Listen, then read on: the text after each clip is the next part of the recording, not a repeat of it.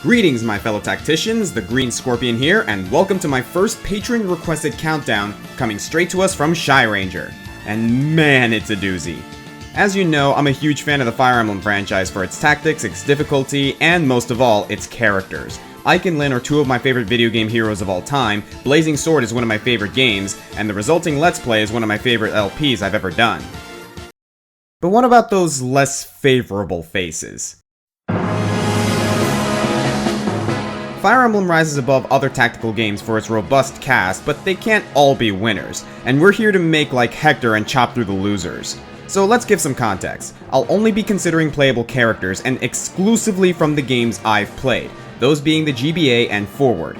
I also don't have any Shadow Dragon characters on here. It's not that I hate the game or anything, it's great if you're really interested in the series, but as a remake of the original, most of the troop is so bland I can hardly summon any emotions for them at all. Furthermore, no Fates characters. I started working on this list before the game came out in the US, and while I've been playing it like crazy, I need the dust to settle before I can form some concrete opinions. I'll be considering how much I like using each character, as well as their purpose in the story, but you'll notice quickly that personality is what makes or breaks the unit. Some good writing can save even the lowest stats for me. I know every character is someone's favorite, and if you see someone you like on this list, hey, no hard feelings. I'm not trying to insult you, this is a very personal list, and there's lots of room in the comments for thoughtful discussion. Just remember, it's a support conversation, not a retort conversation. So, let's mobilize. I'm the Green Scorpion, and this is my extremely subjective top 10 least favorite Fire Emblem characters. Prepare yourself.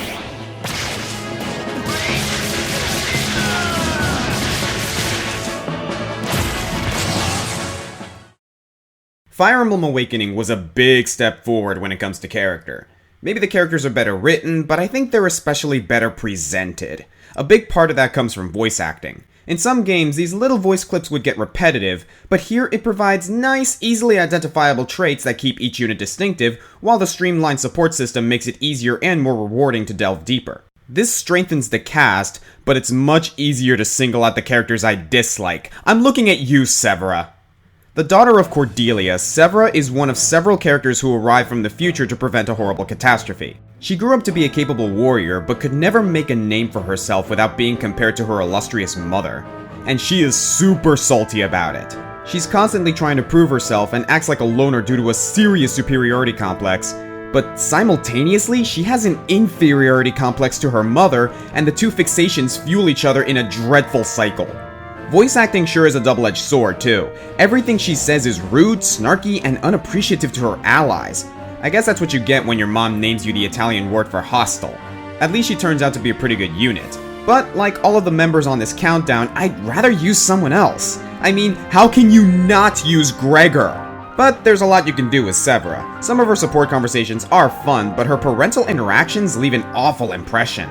All in all, she's just unpleasant. Yes, we get it, Severa, your parents are dead. No one can understand your pain except maybe everyone from your timeline! Get over yourself! Funny enough, Severa was going to be higher on this list, but it turns out she makes a reappearance in Fire Emblem Fates, and I kind of like her better now. She's still flawed, but really trying to improve, and that's a nice growth for the character. At least, I think it's the same character. She's going by Selena now, and I think she got here through the Dragon's Gate. You'll learn more about it in the Hidden Truths DLC, but I said I wasn't going to talk about Fate, so let's move on. Your end drop there!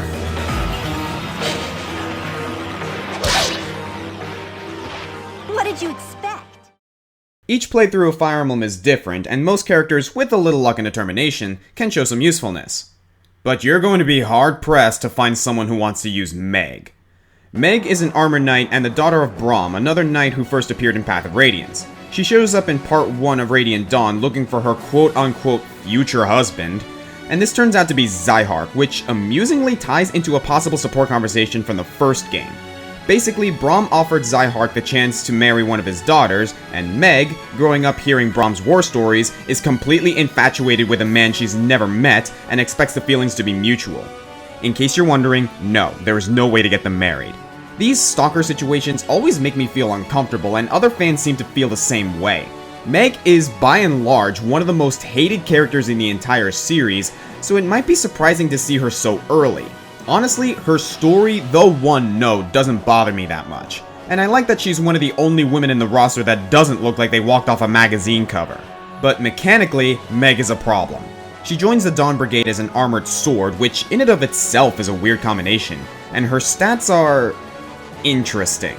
Armored units really only have one job to do: hold the line. They need high defense, and high strength also helps for dealing counterattacks. Meg has neither. In fact, those are two of her worst stats. Then consider the fact that she shows up in Chapter 4 in a defensive chapter against packs of rabid beasts. She's a tank that can't tank. But the game seems to think she can. Everything about the map layout suggests that you put your knights in the passageways to block the way, and Meg herself even insists that she can protect the others. There's all this talk about her weight being all muscle and her being absurdly strong for her age, but she's not. What she does excel at is luck, resistance, and a surprising growth rate in speed. I mean, I get what they were going for. They wanted to give us a unique option with the general class, you know, do something different. Kinda like how you can build Amelia into a speed general in Sacred Stones. But this is only Chapter 4 in the hardest game in the series, pre-Conquest, and I don't need a Pegasus Knight that can't fly. I need a freaking wall! What good is resistance in Part 1 when pretty much every enemy has physical attacks? And then there's a typical Dawn Brigade problem. After Part 1, you'll basically get no chance to use her until Part 4. Chances are she'll still be a Tier 1 unit up against Tier 3s. And that speed growth, not so great when you realize how low her speed cap actually is. You can pour bonus experience into her, but why? Gatry and Toronto are stronger generals with comparable speed. Even her own father outshines her. At least after a few chapters I can easily ignore her. Meg, someday you'll find someone who loves you, but it's not Zyhark, and it's not me.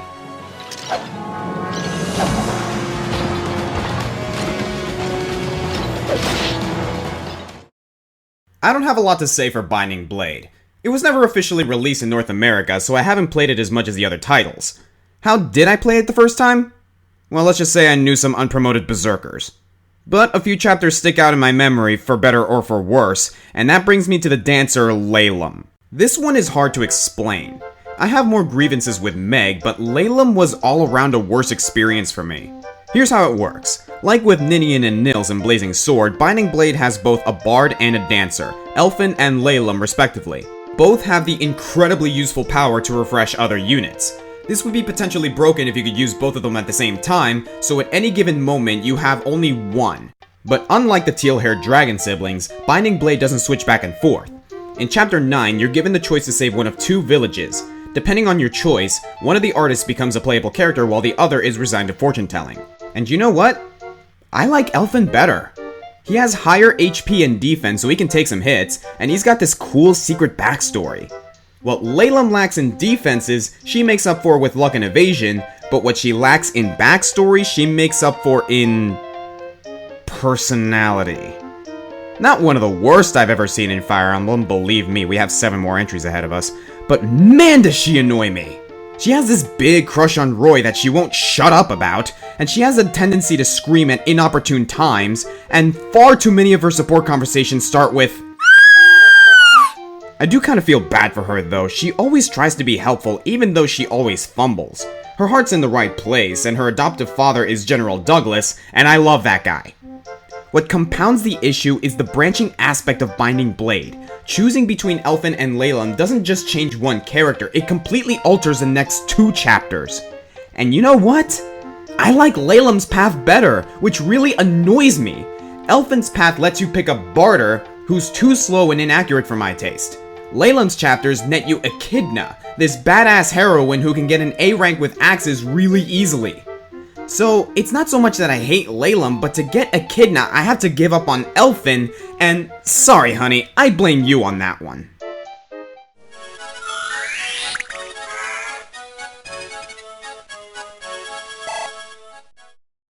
At number 7, we have Inez, the Prince of Frelia. He's grim, he's in a not-so-friendly rivalry with Prince Ephraim, and above all else, he's arrogant. That's a really easy way for me to dislike someone, make him full of himself. Any conversation you have with this guy always gets around to how he bested a foreign archer in a shooting competition, or how he can hit 3 targets at once. Every word out of his mouth just sounds condescending. Because of this, all of his romantic support conversations just come off as insincere. In one conversation, he'll suddenly decide he needs to protect Erika because he can't stand being indebted to her. The next, he'll be insisting he stand in front of Erika despite him being the archer. And suddenly, boom, he's completely in love with her. I guess he's just kinda socially awkward? Well then, pro tip buddy, if you're telling a girl how you feel about them, don't follow it up by swearing you'll defeat her brother. Poor guy, never stood a what? They get married after that? Pairing him with Vanessa is a little better, but he's just scowling the whole time. Brush that hair out of your face, why don't you? If there's anything saving Inez, and there is, it's that he does really have something to brag about. Inez comes in as a pretty great sniper and scales well throughout the entire game, and he's a solid choice. But I'm almost always going to pick Naomi instead. She eventually surpasses him with excellent growth rates, plus you have the option of sniper or ranger with her, meaning that she can have the melee protection that Inez can't. It involves more effort, but by the time Inez joins the party, I've had Naomi for at least 7 chapters. It's cool to see Inez making good use of Frelia's network of winged messengers, and he's a great tactician, but you only get all of this on Erika's path. With Ephraim, you don't get Inez until the rendezvous in chapter 15, and it's especially funny to hear him peacocking to Ephraim with half the damage output. I always feel guilty for not using him, considering how many cutscenes he's in. Yes, he's important. Okay, put him back on the bench. Oh, what's that? The sacred bow of Frelia? Thanks, that's going straight to Naomi.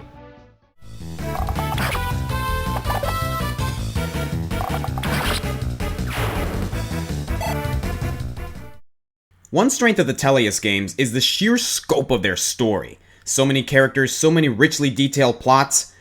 But I think that maybe it has just a little too much for its own good. So here's where some of you might get mad. Naysala.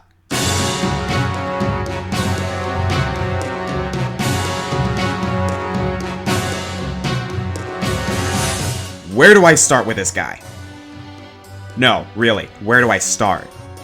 Okay, in Path of Radiance there are people called Lagoos, who can turn into animals, and Naysala is the king of Kilvis, the island of Raven Lagoos. He's also a traitorous crow. He first shows up helping a Dayan ship attack Ike's party, but quickly turns tail and loots his partners. Then he sells one of his best friends, Rayson, to a greedy duke for an exorbitant fee. This is especially bad since Rayson's one of the last living herons, so he's actually risking an entire species. He sneaks in later to break him out, only Ike's already broken him out, so Naysala just looks like a big jerk. Because he is a big jerk. If it was all just a trick to rob Duke Tanis, then fine, but maybe you could have at least let Rayson in on the plan?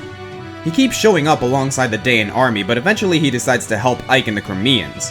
You can even control him in the final chapter of Path of Radiance, but it's a choice between 3 Lagoos, and in my opinion, he's the weakest here.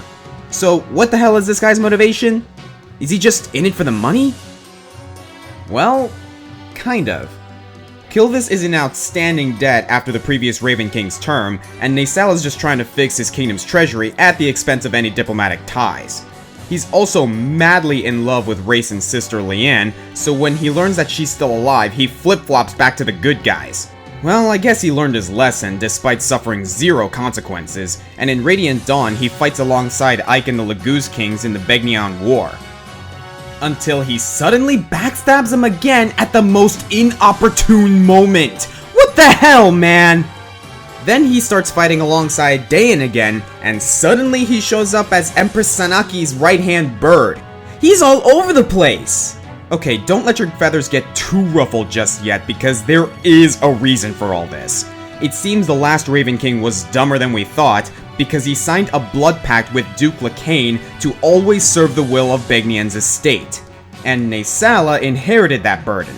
Blood pacts are magically binding, so if the Raven King doesn't abide, every citizen in his country will die, slowly and painfully.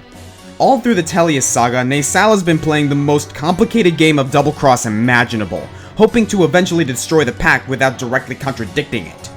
But there has to be an easier way! Couldn't he tell anyone? And if that's all true, he was playing pretty fast and loose with the pact in Path of Radiance. This is one of the craziest Batman gambits I've ever seen. He and Xehanort should play chess.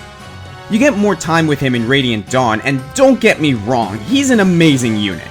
But he suddenly becomes really broody and self-hating. Like, yeah, he deserves to feel bad, half the Hawks in the world are dead because of him, but stop whining! I'm not inclined to take him into the endgame either. If I want an awesome bird, I'm going with Tabarn. Sure, Naysala's a little faster, but at that point it doesn't matter. Tabarn's still going to double hit, and way harder. Some of you might be wondering how can I love Shinon but hate Naysala. Well, I wouldn't say I love Shinon, he's just a great unit. And Shinon's a dick, but not nearly on the same level as Naysala.